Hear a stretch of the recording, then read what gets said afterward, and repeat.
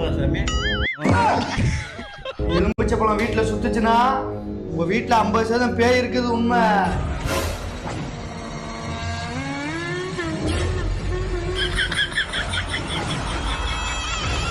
எலுமிச்சை பழம் சுத்தல உங்க வீட்டுல 50% பேய் இல்ல. ரெண்டாவது சோதனை முட்டை.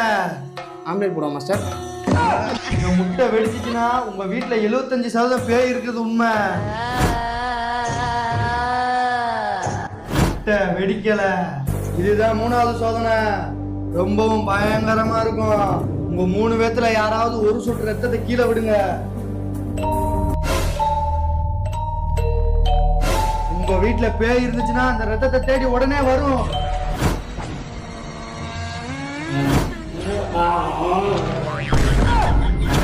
Bloody sweet.